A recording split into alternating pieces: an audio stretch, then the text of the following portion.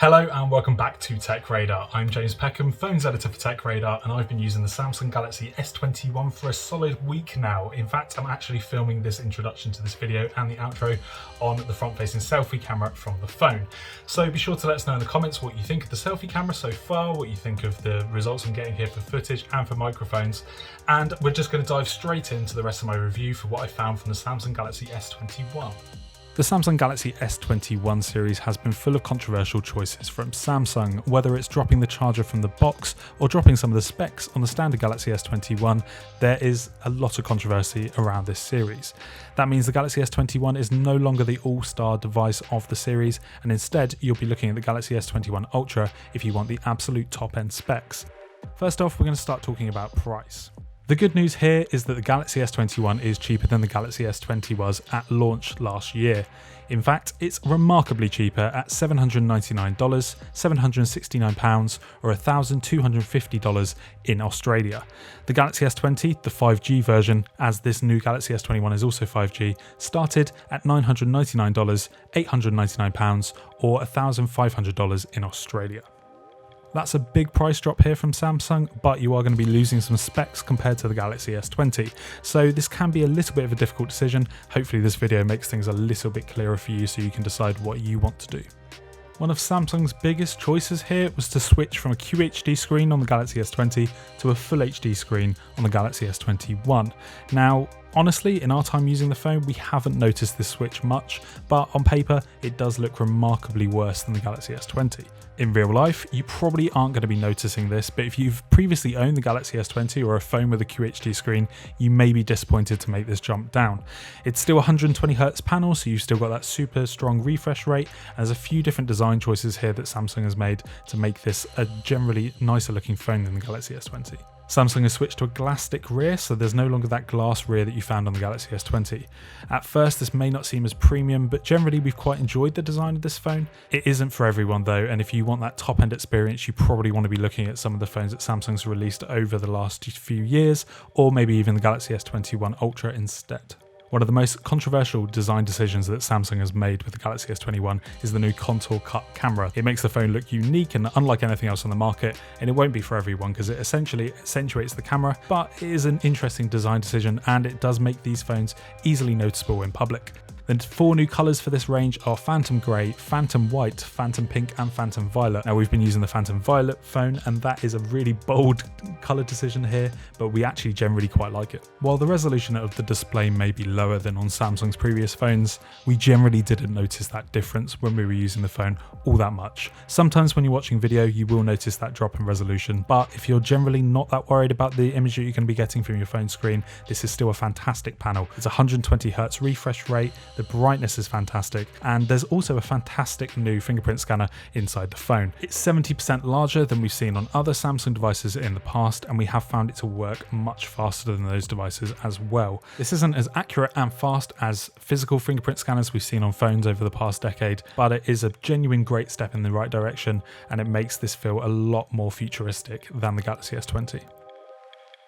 If you own the Samsung Galaxy S20, you're going to recognise these camera specs we're about to dive into. There's a 12 megapixel main camera, a 12 megapixel ultra wide camera, and a 64 megapixel telephoto camera that's capable of a 3x hybrid optical zoom. Now that is exactly the same camera setup as we saw on the Galaxy S20, so this is not a major upgrade there.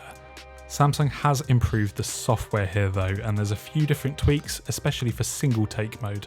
Essentially that's the mode where you press the button once and the AI of the camera will experiment with a few different options. It will now even include slow motion video, so you can essentially press the button on your camera once and you should be able to get something really inventive with whatever you're filming. We think this is particularly useful when you're filming pets or young children where you're not really sure exactly what they're going to do, so you can essentially press that button and whether it's a video or a camera shot, you can experiment with it. On the front of the phone is a 10 megapixel front-facing selfie camera. As with the Galaxy S20, we found this to be a generally good selfie camera that's good for video calls, but probably isn't going to blow you out of the water.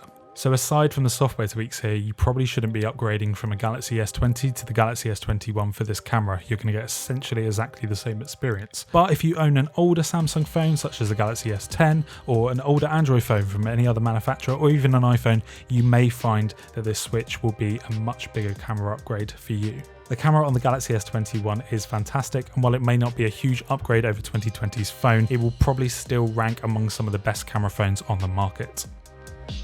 Now we're going to dive into some of the specs you can expect under the hood of the Galaxy S21. Now these are essentially two different phones if you buy it in the US or in the rest of the world. If you're buying in the US, you will get the Qualcomm Snapdragon 888 chipset. That is the latest from that company, and that has given us fantastic results on the Galaxy S21 Ultra. We haven't experimented with that on the Galaxy S21 yet, so we cannot guarantee that with 8GB of RAM it is doing as well as it has done on the Ultra, but we have had some fantastic results from it on that more expensive phone.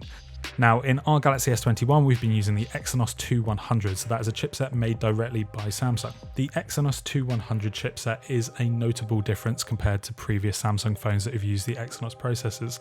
This is much more comparable level to the Qualcomm chipset, and hopefully if you're looking for a top power device, the Galaxy S21 will offer that for you this year. You'll only get 8GB of RAM with the Galaxy S21, but in our testing that has been more than enough. If you need more RAM, you'll be looking for the Galaxy S21 Ultra, which comes with either 12GB or there's even an option with 16GB of RAM inside. Now one of the problems with the Galaxy S21 is there is only two storage options for this phone, 128GB and 256GB. If you need lots of space, you're probably going to want to go for the Galaxy S21 Ultra, which has a 512GB option. None of these phones though come with microSD support, which is a bit of a shame. Samsung has offered microSD support on its flagship phones for years now, and this feels like a real miss that Samsung has now dropped this for anyone who wanted to buy the 128GB option and then upgrade for more storage later along the line.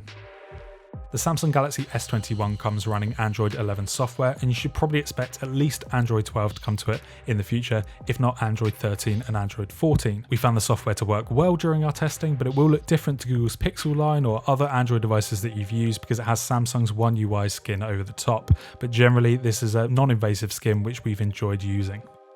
Samsung has fully embraced 5G in 2021, and that means that all variants of the Galaxy S20 are 5G compatible. Now that doesn't mean that you can't use 4G connections when you're using this device, but it does mean that you're future-proofed for when 5G becomes more of the norm.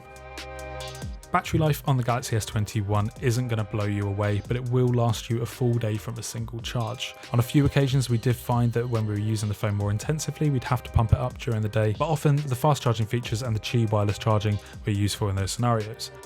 One of the other controversial elements of the Galaxy S21's launch is the fact the company has dropped the charger from the box. That means when you buy this phone you'll have to use a previous charger that you owned or buy your own. Now Samsung has said this is to cut down on e-waste. Essentially this means that they're not giving you an extra charger on top of the one you probably already own at home. Some have found this frustrating, but you can use any USB-C charger with this device, and also wireless chargers will be compatible too. If you do need to buy a charger, all third-party options will work as well. You essentially just need a USB-C connection. Now, should you buy the Galaxy S21? As with any phone review, this comes down to your current situation. If you are currently using an older Samsung device, the Galaxy S21 will be a fantastic choice for you. If you bought last year's Galaxy S20 range, or even perhaps the Galaxy S10 range the year before, the upgrades here probably aren't going to blow you away. If you do want the latest and greatest from Samsung, you're going to be looking for the Galaxy S21 Ultra, but that is a much more expensive device, and it is much larger as well. If you're looking for a smaller device in the Samsung range, the Galaxy S21 is going to suit you. If you don't have any allegiance to a brand, we would also recommend the Galaxy S21, but also the Galaxy S20 has some similar specs, so if you can find that for a lesser price, probably opt for that as well. The Galaxy S21 perhaps isn't the home run that we've come to expect from Samsung in the last couple of years, and instead the company has focused its efforts on the Galaxy S21 Ultra to really impress those people who want the ultra top-end spec. Doesn't mean that the S21 isn't out there for some people though. It has a versatile camera that we loved, there's some fantastic power in this handset as well, and also that cheaper price is going to be a really big deal to some people. If you're looking for a smaller, cheaper alternative to Samsung's top-end line, the Galaxy S21 is probably the right phone for you.